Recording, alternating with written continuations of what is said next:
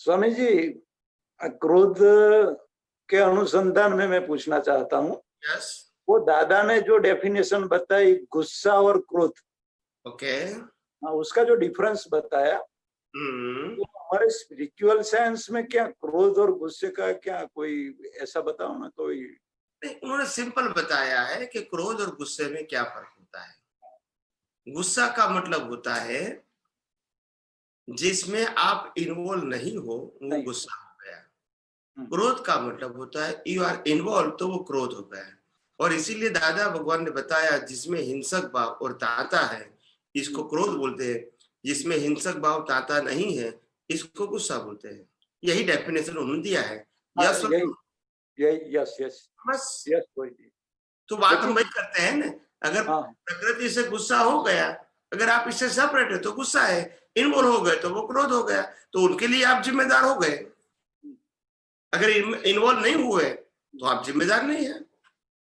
लेकिन ऐसा हो सकता है जो हम इन्वॉल्व हुए लेकिन उसके प्रत्ये कोई ताता न रहा, मानो या बच्चे पर क्रोध हुआ। इन्वॉल्व का मतलब क्या हुआ? Why you attached? Because of some राग एंड द्वेष। Otherwise, you both are separate, so you don't require the rag and dvesh if you are not involved. But when you involve, it means either राग से हुए या तो द्वेष से हुए, द्वेष नहीं तो सेपरेट हो गए बस। तो सेपरेट हो गए तो then you are not responsible. Right right, सही बात है। आपको समझ में आया ना मंदर भाई? हाँ, आ गया पूरा। और दूसरा एक क्वेश्चन है।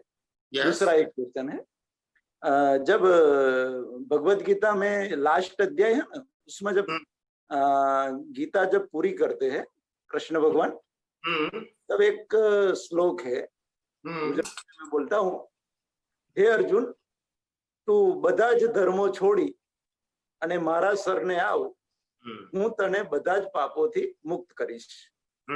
जो मैं जो समझा हूँ वो ऐसे समझा हूँ, और जो कोई ऐसा संप्रदाय है वो उसका रेफरेंस देके कहता है, जब हम वो स्पिरिचुअल साइंस की बात होती है तो ऐसा बोलता है, कृष्ण ने ऐसा बोला है कि नहीं, हमारे तो वो सभी धर्म छोड़ दो और हमारा एक कृष्ण का शरण लो, दूसरे को किसी का शरण अन्याश्रय हो जाता है। मैं ऐसा समझता हूँ वो स्पिरिचुअल साइंस से कि प्रकृति का धर्म छोड़ने की बात की है और आत्मा में आने की बात है, वो सही है? तो प्रकृति का धर्म इनटू इन्वर्टेड कोमा इंद्रिय का धर्म भी आ गया। आ गया। तो इंद्रिय अपने स्वभाव में है, मन वचन काया अपने स्वभाव में है, स्वभाव में तो तेरे स्वभाव में आ जाए। तेरा और मतलब मेरा, तेरा और मेरा में कोई अंतर नहीं है। कृष्ण भगवान का आत्मा और अर्जुन के आत्मा में कोई अंतर नहीं है, नहीं। और हमारे आत्मा और कृष्ण भगवान के आत्मा में भी अंतर नहीं है। नहीं। जो भी अंतर है वो फिजिकल है, जिसको हम कुदरती रचना मानते हैं, बस मानते हैं। हाँ, वही तो कुदरती रचना है, उससे आप मुक्त रहो, क्योंकि वो न तुम है न तुम्हारा है।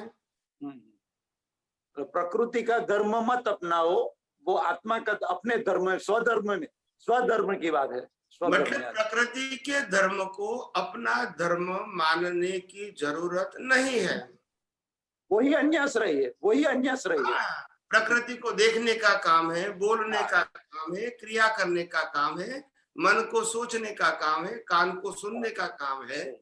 आप समझे ना? तो ये सब जो इंद्रिय और प्रकृति ये जो अपना काम कर रही है, उसको उसमें रहने दो, तुम उसमें इन्वॉल्व मत हो। Don't involve and interfere in your प्रकृति एंड योर 5 सेंसेस। आप उससे अलग रहने की कोशिश करो, क्योंकि आप अलग हो ही। और अगर आप अलग हो गए तो फिर उस समय आप वितराग ही है। राग द्वेष तो होगा ही नहीं होगा। इन्वॉल्व हो जाएंगे फिर राग द्वेष होगा। तो हम सेपरेट कैसे रह सकते हैं? तो कि मन वचन काया और इंद्रियों जो कुछ भी प्रयोग करती है, देखती है, जानती है, अनुभव करती है, इनको अगर आप एक ही कॉलम में डाल दोगे कुदरती रचना, फिर आपको इन्वॉल्व होने की जरूरत नहीं रहेगी। सही बात। मगर आप डिटेलिंग में जाएंगे, मैंने ऐसा सोचा, मैंने ऐसा बोला, मैंने ऐसा क्रिया किया, आप समझे ना? तो मैंने ऐसा सुना, मैंने मेरी आंखों ने ऐसा देखा, मैंने ऐसा स्मेल लिया, मैंने ऐसा स्पर्श किया, ऐसा देखोगे, when you involve they create the rag and द्वेष। सही बात। मगर वो उनके स्वभाव में है, हम इसमें क्यों इन्वॉल्व होंगे? उसका एनालिसिस भी नहीं करना, बिल्कुल नहीं, बिल्कुल इसमें जुड़ना ही नहीं है।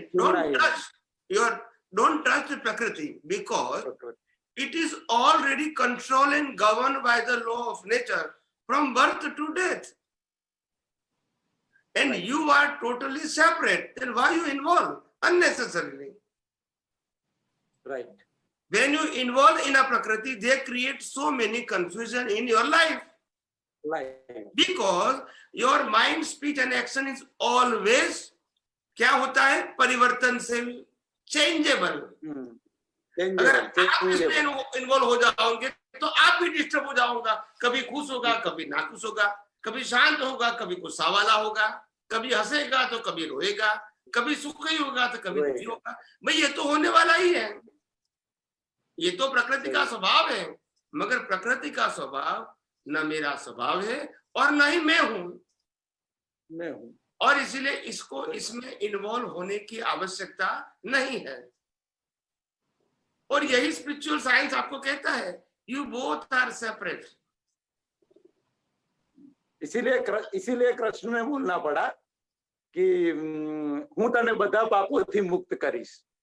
अगर आप मन वचन काया की अवस्था से 100% मुक्त रहते हैं, बिल्कुल समझो, अगर आप मन वचन काया की हर परिस्थितियों के आधार से, हर अवस्थाओं से आप 100% मुक्त रहते हैं, कैसे? उनको सिर्फ कुदरती रचना के रूप में देखकर और अपने शुद्धात्मा पद में स्थिर रहते हैं, तो नए कर्म बनने की संभावना नहीं है, और जो पुराने कर्म है वो तो अपने आप निकल जाएंगे।